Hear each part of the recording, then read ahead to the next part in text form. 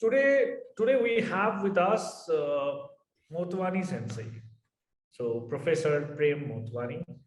So Motwani Sensei is a retired professor from Center of Japanese, Korean, and Northeastern Asian Studies, Jawaharlal Nehru University.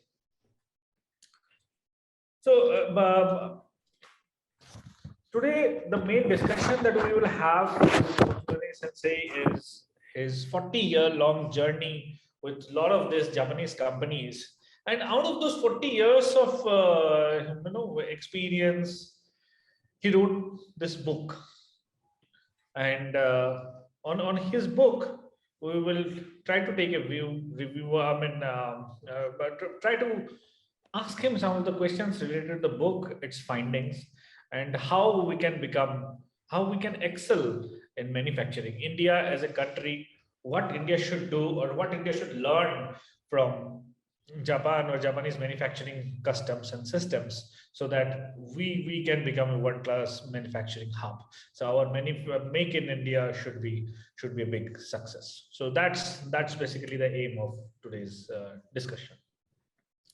So before getting into that, a quick formal introduction with the main achievements of Motwani Sensei. Motwani Sensei is and Japan Foundation received Japan Foundation Dissertation Fellowship in the year 1981-82.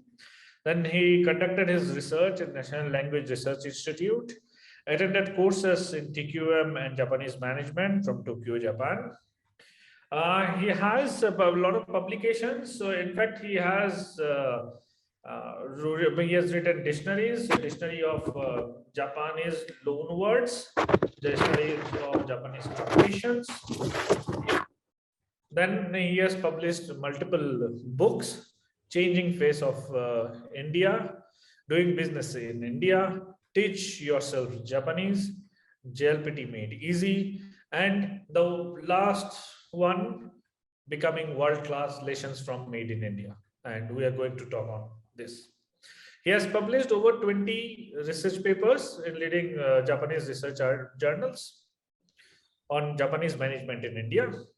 Over 25 years of experience of interpretation at the diplomatic level, Deming and TPM audits, even presently acting as Deming and TPM audit interpreter. He has translated over 15 books from Japanese into English on diverse subjects, including Japanese management, TPM, and published in India and Japan. And JSQC standards. India, the last superpower. Book by former Japanese ambassador to India, Mr. Hiroshi Hirabayashi. This is also translated by Motwani Sensei. Motwani Sensei visited Japan over 90 times in last 25 years, primarily for lectures on Indo-Japanese relations and issues facing Japanese companies in India at universities and industry associations such as Keidanen, Kansai Economic Federation, Japan Institute of Industrial Engineering, Japan Productivity Center, Nikkei, BP, and so on. He is a regular faculty at Nikkei Business Course, held twice a year between 2011 to 2014. Now, coming back to his one of the most prestigious accomplishments, he was awarded the highest honor for academics, Order of the Rising Sun, Gold Race with neck ribbon in November 2020, very recently. He is a column writer for Asahi newspaper. He was director, Japanese School, New Delhi since 2006. He was a visiting scholar, Gingwon International University, Okinawa since 1995. He is a chairperson, Center for Japanese, Korean, and Northeast Asian Studies. So with this introduction, let us quickly get back to Motwani Sensei and start listening his journey, his inspiration about the book, and his thoughts on what we should do as an individual, as a company, and as a nation to be a successful manufacturing nation. So Motwani Sensei, first of all, thank you. Thanks for being with us today. No, I think I also owe you my thanks for inviting me for this very prestigious session. Thank you. So I was reading through the book and also went through your detailed curriculum vitae and everything, and I was really amazed that it's a 40-year long of 40-year long journey of yours. So, if you can just share a couple of initial examples or motivational examples which actually made you come more closer to Japanese ecosystem, Japanese manufacturing ecosystem, and then what actually inspired you to write this particular book? Yeah, actually, I took to Japanese studies in 70s after I graduated from Delhi University. And in fact, I wanted to specialize on Japanese economy. And I was told that if you really want to do some genuine research on Japan, then you have to know the language. So that's how I did my graduation all over again. And that very year, JNU had started its Japanese language program. So I belonged to the first batch. And after I went to Japan, that was in 81, 82, because those days there were hardly any opportunities to go to Japan. So I got when I was doing my PhD from School of International Studies, at that time I got to get to Japan for the first time. And basically, as I said, my first interest was that how Japan, because you would recall that in 70s, Japan was the only Asian country which was, one of the advanced nations in the world from Asia. So that was my interest, and obviously, post-war Japanese economy. I worked on the modernization of Japan, and a part of that post-war economic development. And obviously, as a part of that, I developed my interest in Japanese management as well. So that's how I basically this, even after that, after I completed my doctorate, I continued to visit Japan because there were more opportunities then, and that's how I came in touch with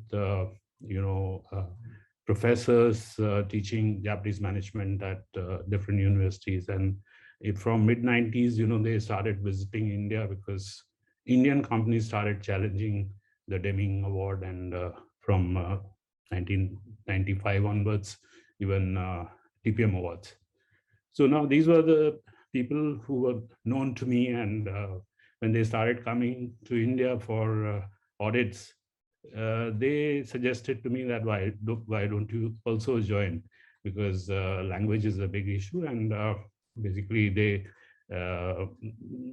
said that even if we bring Japanese interpreters, they may not be able to tell us because they don't know Indian culture.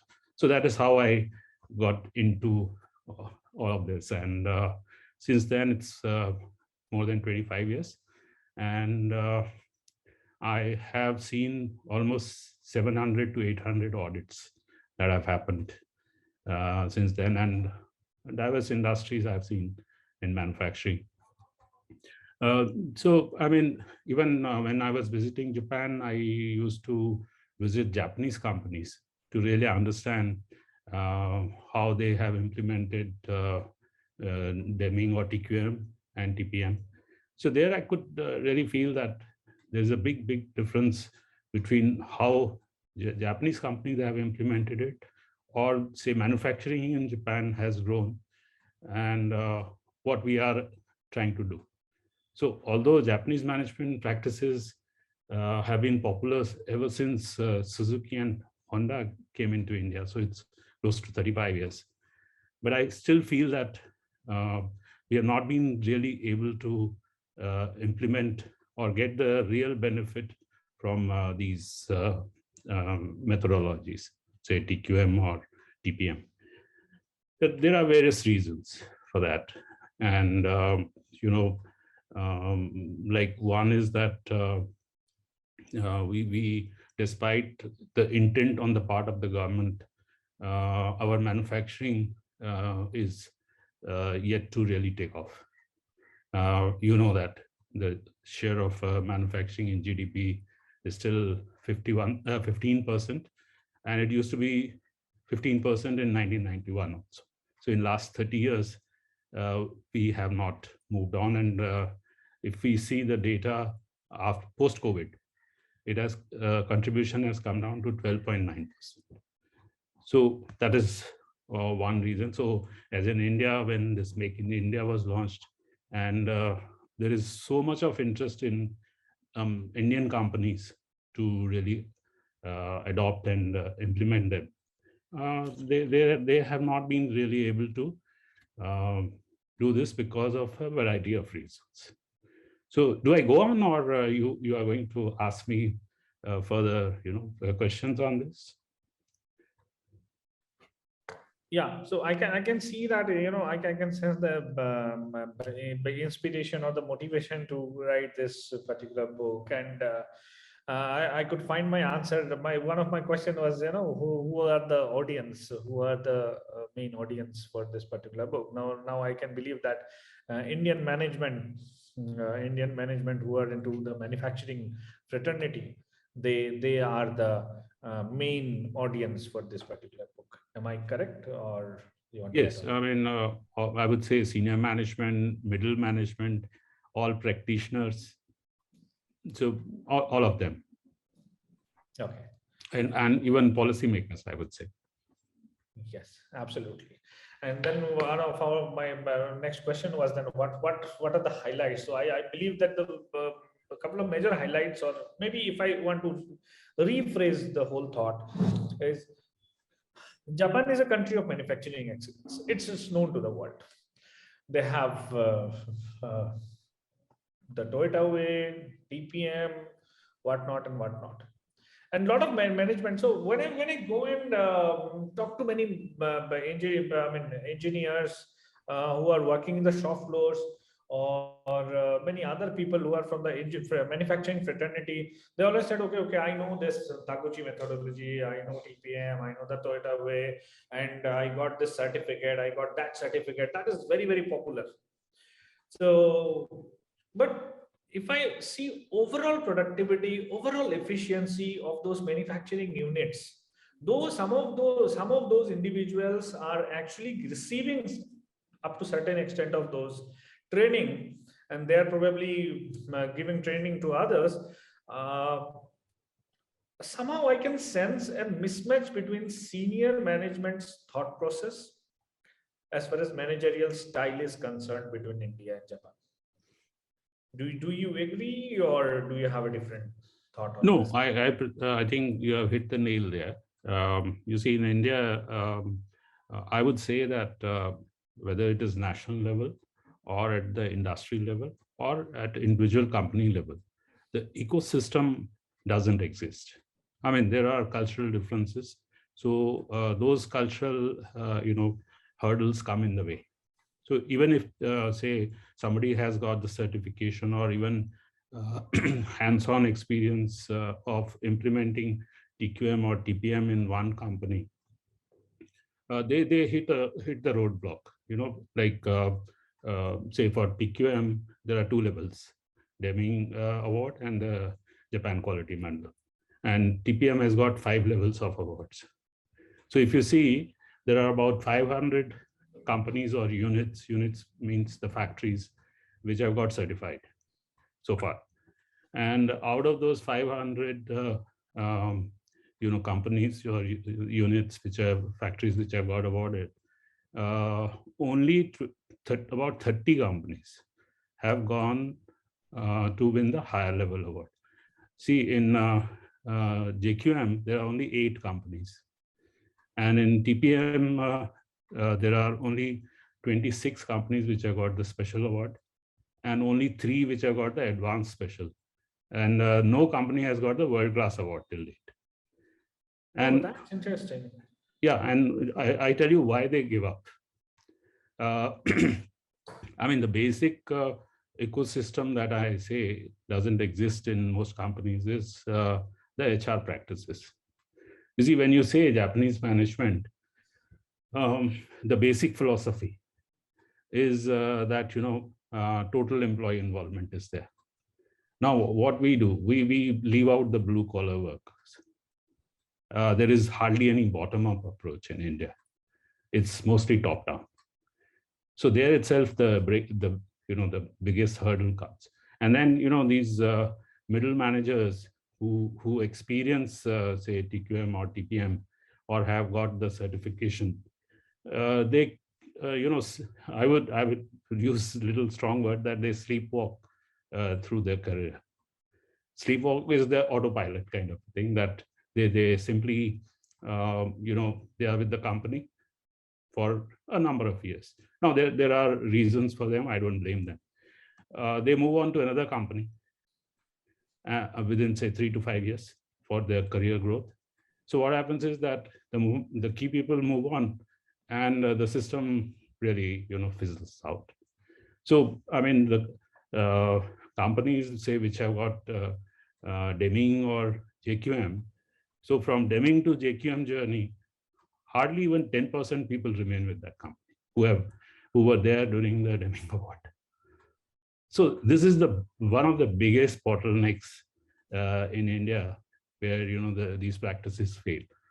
So in Japanese management audits, they always ask that please show us for different levels the growth of the individual over a 10-year span. So they are not able to show. And say, there has to be a mix of bottom up and top down approach. Now, while we have top down, we don't have bottom up. So, empowerment of shop floor Gemba, which is the basic strength of Japanese companies, it doesn't exist in India. So, I mean, you see, and then on top of it, there are many, say, philosophies in Japanese management. As I said, respect for people, respect for humanity, continuous, training and enhancement of their level, or nurturing of people, cross-functional management. We work in silos. So cross-functional management, that is the collaborative approach between various functions to collectively solve the problems. Those are not things which exist in the company ecosystem. Okay, and then on the other side, when I say ecosystem, it has to be at the national level. It has to be at the industry level. And what I talked, just few points of about the ecosystem within a company. So if you look at the national level, there has to be a strong policy support. Now, tell me, for SMEs, there is hardly any support, policy support. Now, if you see during, post-COVID, I'm told, I was reading a report that the informal sector has shrunk by 20%. And most of it is in the informal sector. So, that's why I told you that the contribution of manufacturing in GDP is down to 12.9%. And it's all the informal sector which has lost out on this. So unless we address these HR issues, I don't think that we'll be able to really reap the real benefits of Japanese management. So I think there are a lot of interesting and eye-opening insights. So first of all, my very small question is, you mentioned about some statistics, 500 to 30 and from 30 to 8.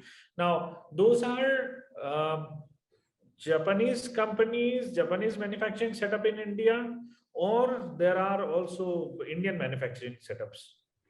Out of these 500 companies which have got certified, maybe hardly 8 to 10 are Japanese. So Okay. primarily it's all Indian companies. Primarily all Indian companies. Okay. Yeah, they And are entirely Indian companies. so now, if you want to see a status on all the Japanese manufacturing companies, the Japanese manufacturing units, say for example, Toyota's manufacturing unit here, or Maruti Suzuki's manufacturing unit here. So all that, so they, all of them, those manufacturing units, I think they have been able to reach to the world class level in India.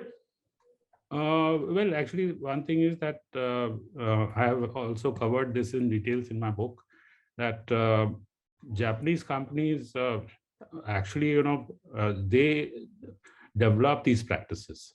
I mean, this Deming or say TPM also. Yes. I mean, the basic concepts were there, and then each company, when it went for implementing it, they made various experiments and enriched the content of this, TPM or TQM over the years. Okay, so what they have done is that they have developed their own manufacturing or production system. That is what like TPS is about, Toyota Production System. So you name any large OEM in Japan. So whether it is Toyota or it is even Suzuki, I would say. So they have their own manufacturing system, which they deploy overseas. So they don't challenge TPM or TQM because the strong elements of all both these methodologies, or including even TPS, because it is for the automotive industry. So they have incorporated those into their production system. So they don't challenge. Yeah, so it's basically by default. There's a production system or production unit, their HR management system, everything. They replicate exactly the same that is there in Japan and in overseas. Yes, Correct. but having said that, they hit the same roadblocks in India when it comes to manufacturing. So Yeah. as I said, even our middle management, leaves those companies also. So job hopping is there in those companies also. So they are facing similar issues, and unless we really have a relook at our HR practices, whether it is indirect adoption, that I would call the Japanese companies, transplanting their own management system here or production system here, that is indirect adoption. And direct adoption is under a consultant, adopt these. So whether it is direct or indirect adoption of Japanese management practices, initially, yes, it works because you eliminate losses, you reduce cost, you improve your quality, but then you hit a roadblock unless you change those practices. I mean, because there's no strong policy support, because there is no ecosystem, as I said, the cross-functional management, total employee involvement, talk about, say, Make in India. Do we have defined goals and targets for where we want to get? The only defined role is that we want to manufacture in India and replace, Indian goods replace imported goods with the locally produced goods. That's all, right? Whereas, according to me, we should say that beat China in QCD, that is quality, cost, and delivery. So those kind of targets are not deployed from top. So we don't. So ultimately, what happens is we will lose out. We don't have any defined goals and targets. True, very true. I have a comment on this particular aspect, but I'll come to it in a while.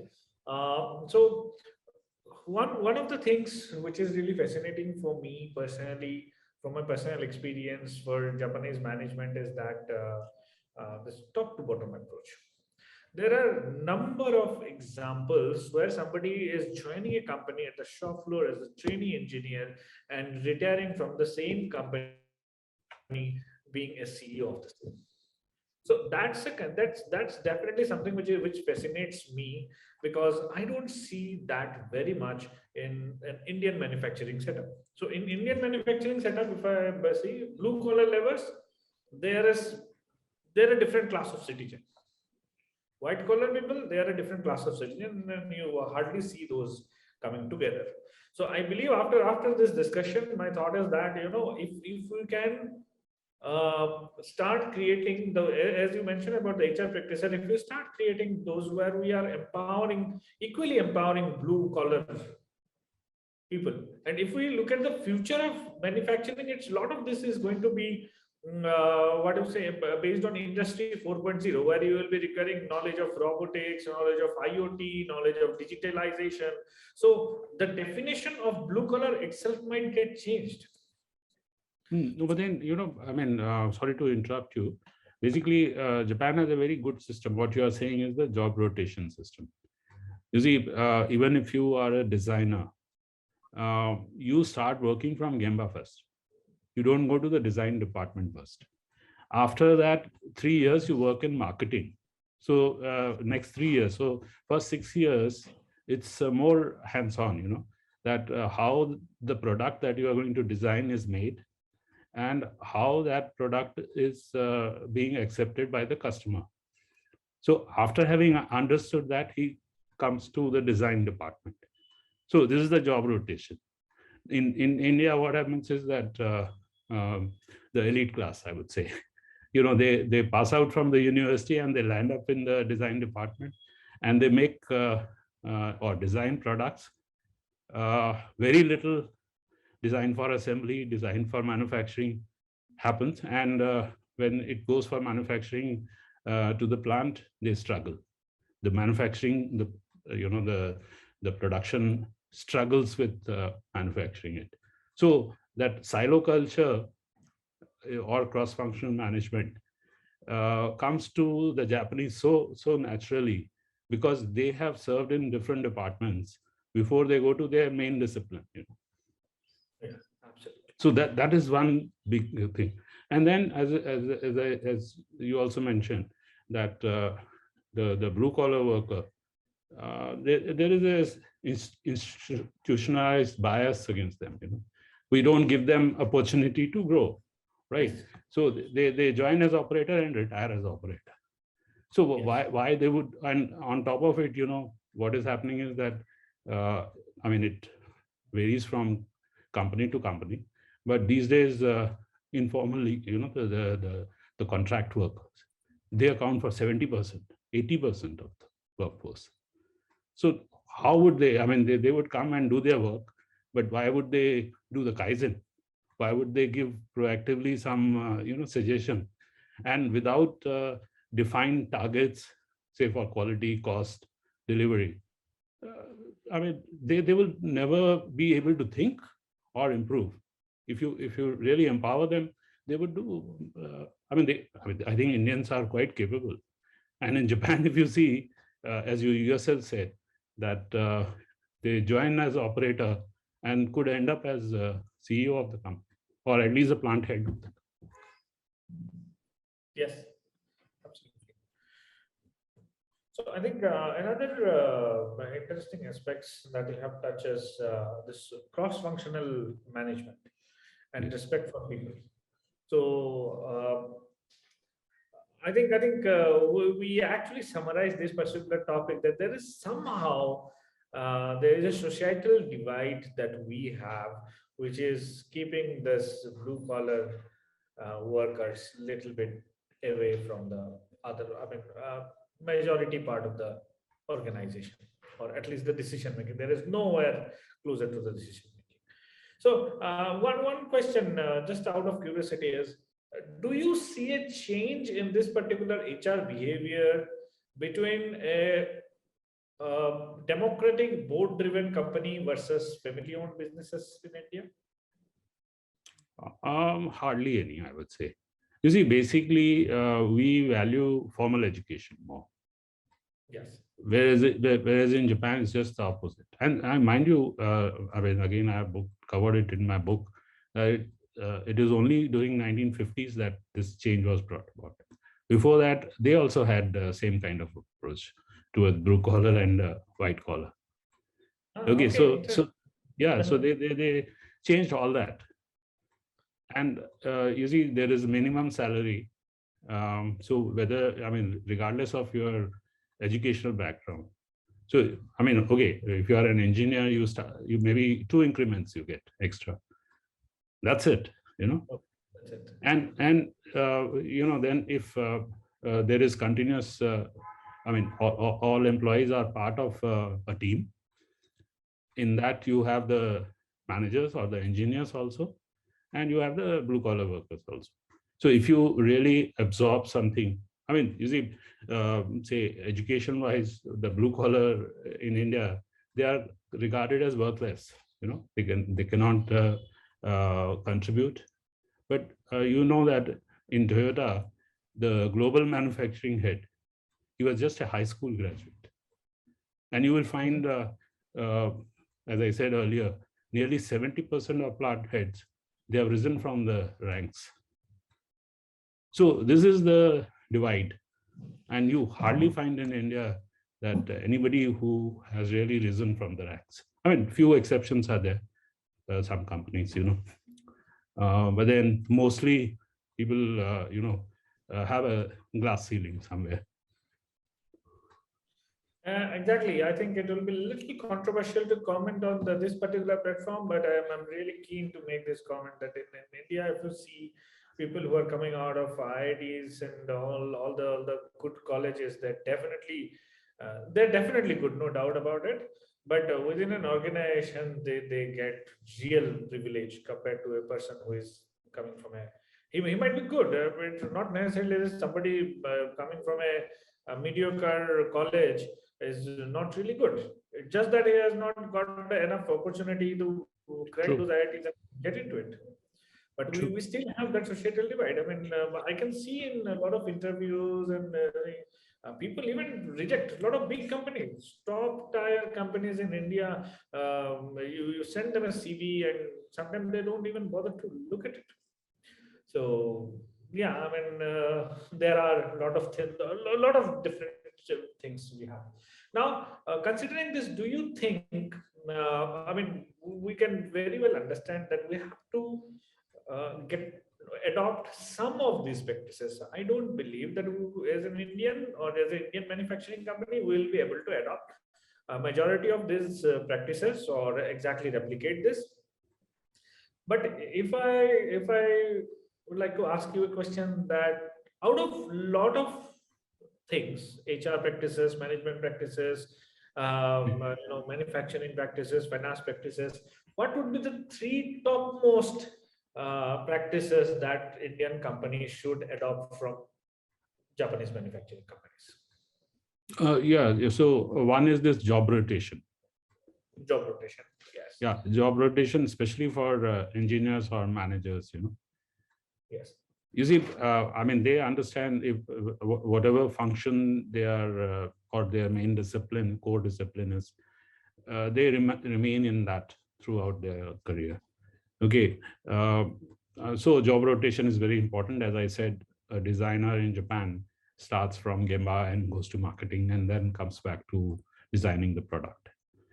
Okay, so I mean, that is something which is not so difficult, according to me, to adopt. So if you do that, the cross-functional management automatically comes in. You know? I mean, that is ingrained in them because they would understand the, say, a designer would understand the problem of manufacturing. So he'll obviously be able to produce a better product or design a better product. Second is, you know, I would say that no lateral hiring. Now, lateral hiring is a very serious issue in India. I have seen, you know, that the the GM or say CEO, he comes from a different company, and people who were looking at getting promoted to become the CEO in their own company, they are sidelined. Now, what happens is that most of the time, a person who comes at that level, he brings his own team from the previous company or people who have worked with him in the past. So this demotivates a whole lot of people. So that's how, every 3 years, 4 years, 5 years, people keep switching jobs. So I would say, this is something which is in their own hands. And third is why do we have a separate HR department and IR department, or what many companies call it ER department? What is It's that? a employee relationship department, Okay. and or industrial relation department, which is for blue collar, and a separate department which is HR, who are responsible for training only the white collar. So that itself, draws a line between, say, blue collar and white collar. And the ER or IR department's responsibility is only that you give that 10 days training or whatever, that may vary from company to company, and put the person on job. That's it. So in fact, I mean, majority of all these functions can be categorized under the HR functions. All the things that. Yeah, I think it's all people management issue. There's the area. I mean, people management is the biggest. So before getting into the next thing, just one casual comment here. Lateral hiring at a senior management position and bringing in people from the own team. That's something that's a wonderful space for us, like we business consultants, because then we step into it and try to integrate the new management body and call this as a change management consulting practice. So that's a big consulting area we are actually catering to. And, but I don't deny that it has its own merits, but you need to weigh the merits and demerits. According to me, yes, there are more demerits than the merits. But then, like what you're saying, change management, if you really have, I mean, in Japanese management, there's a very robust change management system. And you don't need to look outside for, the human resource or the talent. You can rather train from your own people. Sometimes I believe that having internal people is always good, because they understand the company culture very well. They know your everything. I mean, if you look at from a manufacturing point of view, they understand your supply chain, they understand your partners, they understand your people. Yes, your product. They understand the financial models of the organization. Yes. So you see, that's what I'm saying, that ecosystem which I talked about, there's a break. Once you bring people from outside, I've seen people, say you are, implementing Japanese management. Suddenly they say, no, we want, Six Sigma. So they change to that. So this brings about, disruption, I would say,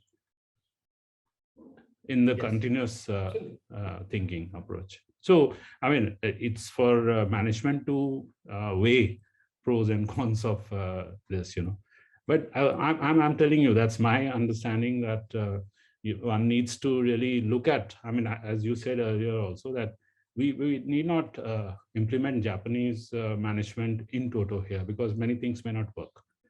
But we need to look at it proactively instead of dumping it. So that's why I said, on an average, 5 to 7 years. Leave aside some companies, which have been doing it for almost 15 years or 20 years, which are, you can count on your fingers here. Most of the companies, they reap, low-hanging fruits and then dump the system, move on to something else. It doesn't help you in the long run. I mean, as an umbrella, you stick to one particular methodology and then really take it forward. This is a big problem, and I believe this is not only with the Japanese methodologies. This is the same with many other management methodologies, innovation methodologies. I have seen this one innovation methodology, TRIZ, which is basically Russian methodology. Many people, they somehow they got excited about it, try to spend some time, and then there is a divorce with the whole system, and you finally say that, okay, that system is not good. But the system was good, and you have to keep, I mean, your marriage has to go long. And then only all these systems will work. Yeah, like, No, Fruit I've of it. seen, I've seen that people who say uh, were heading the say business excellence department during Deming journey or TPM journey. They are the most sought after by other companies who are wanting to go into that. So ultimately, people who are heading this entire process, they switch their job Yes. as soon as the company Yes, gets the we, award. So that yes. itself, In fact, brings the break in the in continuity. yes. So in fact, this was my next discussion point is that I have seen many people who have come out of, I mean, who got this trainings, then either they switch job or some of them started their own consulting company saying that Yes. I'm a TPM expert and I do this, I do that, and then they move along. But don't you think that they don't realize that if you are within the system for some more years, at least after training is done, you are actually working hands-on on all these techniques for 10, 15 years, and then you become an expert. It's not that 1 or 2 years, 3 years, 5 years down the line and you are an expert to teach others. Yeah. What is Actually, you know that this JIPM, which is the body for auditing for TPM awards, they conducted, this what TPM, consultant training program. So, I mean, they conducted this in many countries, and all those people who got this certification, so that is what, a week-long course, they became independent consultants, all of them. And then, probably not much of hands-on training in 1 week. Yeah, How much? so there was so much of dilution that what happened was that JIPM stopped this. They said they started, doing such program only for, sponsored candidates by companies, not, certifying as a TPM instructor. Mhm. And, the reason for most companies not going for higher level awards is this one, because they have not experienced it. And, say these consultants, because they don't know Japan, they don't know Japanese. So what they do is they are perhaps reading in English the books which come from US on lean management, which is nothing but TPS, right, in American GAAP. So then, the link again, I mean, they are not able to really handhold them to the world class. True, very true, very true. Yes. So now, let us move to a little more on the futuristic side and what is happening with the manufacturing status of India.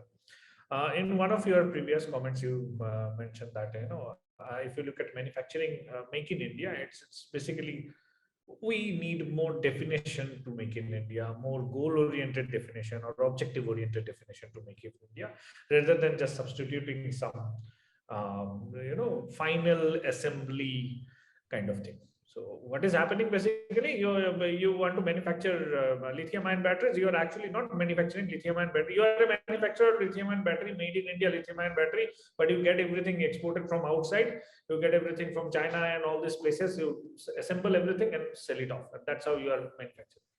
So I believe that's definitely not going to be the future of Make in India. My thought is that it should be, yes, we are either developing our own technologies or getting technologies on board. And this, for this particular lithium ion battery example, we are making the cell itself here in India, assembling everything in India, making all the plastic components for the batteries and taking it ahead. Is it the same vision you also have for Make in India, or? No, I would rather, of course, that remains one of the problems. You rightly put it that, if say components are being manufactured in China or imported from China or other peer countries, and then you just assemble, there is no value addition. And on top of it, there are taxes to import. Yes, So that's that adds to the cost, and you are not able to compete globally. And you are not also not part of the global value chain. So that there is a vicious circle. And then, as I said, there is no support for SMEs per se in terms of specific goals like quality, cost, and delivery. So ultimately, we end up, selling those goods only domestically, but then we are not able to really export. Okay, that's one side. But then I think we need to go back to more basics. Why we have this blue collar workers being, a bias against the blue collar workers is basically because of their education. So you see, Japan's role in manufacturing has been really commendable as far as India is concerned.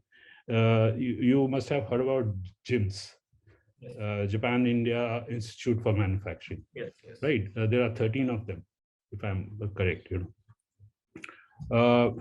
They have created these 13 gyms. They are created by Japanese companies in India.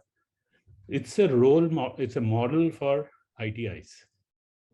But have we really established Indian ITIs modeled after these Japanese models which have been created? My answer is no. Okay. Then talk of middle management. They have a, JEC, that is Japanese endowed courses in 5 universities they have instituted, which is for training the middle management for manufacturing. Okay, then they have this, you must have heard about VLFM, Visionary Leaders for Manufacturing. And this was done for large companies first, and then it was done for the SMEs. For 10 years it was on, and several hundred or close to 2,000 people have received training. Okay. Are we able to really use that talent constructively to change our basic education system? So if we really, they have given us the model. If we try to emulate that, and whatever is good for India, if we can adopt constructively, going forward, that is going to help. But, and then, on top of it, AOTS programs or HIDA programs, JICA programs are there. A lot of people have been trained over the years. But then, are we able to really channelize that talent properly? I have a big question mark there. Yeah, absolutely. I think yes, because we have a huge young population. We need a huge amount of skilling and upskilling, and only say 13 to 15 to 20 organizations which are supported by Japanese government. How many people we can actually skill? So we need our own systems. Yes. To scale this up, no doubt. And you know that most companies, manufacturing companies, say that Indian engineers are not employable. Say 90% of them are not employable. Yes. But why don't we change? I mean, we learn from best practices. So that attempt is yet to be seen, and right earnest, I would say. Yeah, I think this is also an interesting approach. There are some ones of approaches to change this particular narrative by some of the organizations, and but since last 15 years, I am hearing this, that Indian engineers are not readily employable in an organization. So recently, I have seen a couple of companies, what they're doing, they're picking up the students right out from the campuses, putting them for a couple of weeks of rigorous training to make them shop floor ready, and then taking them on board. But those efforts are really minimal. We probably need to do. Yeah, so this is what, that's why I wrote this book, that how Japan created this made in Japan or world-class companies from scratch. That after the war, they had to begin from scratch. And in about 20, 25 years time, they were world-class level. Yeah. So, I mean, and if you look at it, Japan also had the same approach. They wanted to, they had this export-oriented model. Mm-hmm. That means whatever things are produced in Japan, they are exported the world over. And this model, even today, a lot of our viewers might say that if Japan is so good, then what has happened to Japanese economy last 30 years? Yes. You know that these export-oriented companies account for 20% of the Japanese GDP. Okay, and they have supported the inefficient 80% all these decades. That is, yes, very true. And that is why Japan today also is regarded, I mean, its image is tied to, really good manufacturing nation.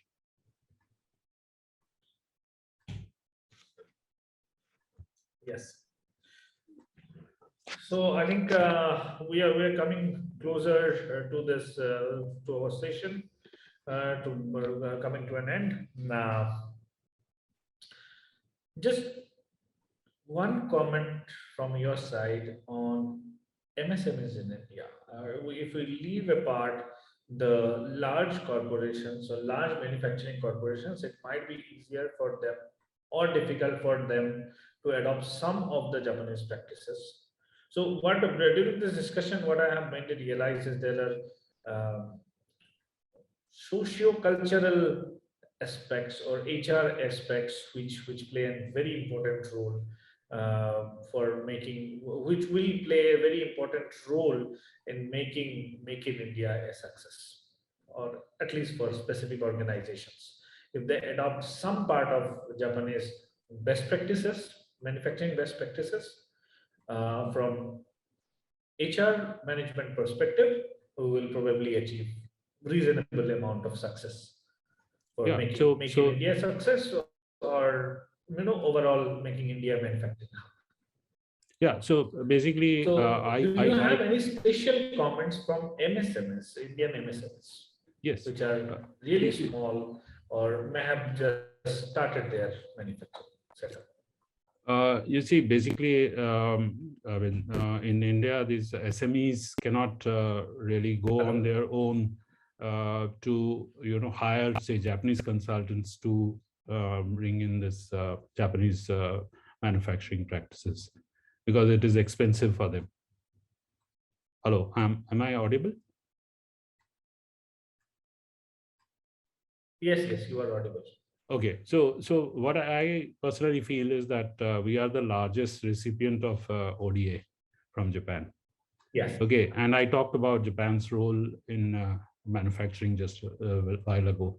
So I personally feel that Indian government, instead of looking at Japan for say purely source for or utilizing that ODA for Japanese hardware or certain infrastructural projects, we can also engage Japanese these consultants for the MSMEs, so that is one, and if you look at the real problem that the SMEs they are not able to really support the OEMs. I mean, if you look at their the field quality or the product quality, I think 60% or to 70% of the problem is because of the vendors. Okay, so they lack in quality, they lack in cost, in delivery, QCD, as I say. So I mean, if there can be again a hand-holding program utilizing ODA to bring in these Japanese manufacturing practices, and in combination with what I said, the ITIs or training within the industry, which again Japan has a very good system of TWI, which is the training within the industry. So ODA can be utilized for that, which will really, I mean, if we do it for say 10-year span, you can see the change in Make in India. I think this is a fantastic suggestion, and I think with this forum, we would definitely like to take this suggestion ahead and see if there can be some influence created in this. Sure. So it was really nice. I would like to spend at least half an hour more with you, but we have some other things lined up on this particular stage. So we have to take a pause here. But I really found it interesting talking to you on this wonderful thoughts of making India a world-class manufacturing hub. And I request all the audience, please read this book, Becoming World-Class Lessons from Made in Japan. It's a really very, very nice, and you will find a lot of interesting facts as we could figure out from this particular conversation also. So once again, any last comments for this? We have 2 minutes left. So any last comments from your side? No, so as I said, that what we are trying to achieve through Atmanirbhar Bharat, which current Modi government is trying to, gain traction. I think this Made in Japan is a good reference model for us, because Japan also went through that phase. And even now, I mean, they have trade surplus with most of their trading partners, even today, right? So, I mean, for manufacturing in India, I think Japan is a very good reference model. Although it is per se, 50 years old, but then it is still, something which can be utilized by India. And it's exactly what the Modi government wants to achieve through Atmanirbhar. Yes, absolutely. So once again, thank you very much for spending your time with us. It's really nice talking to you. It's always nice listening to you. Yeah, well, thank you once again for the invite today. More areas to discuss in future. Thank Sure. you. Thank you very much.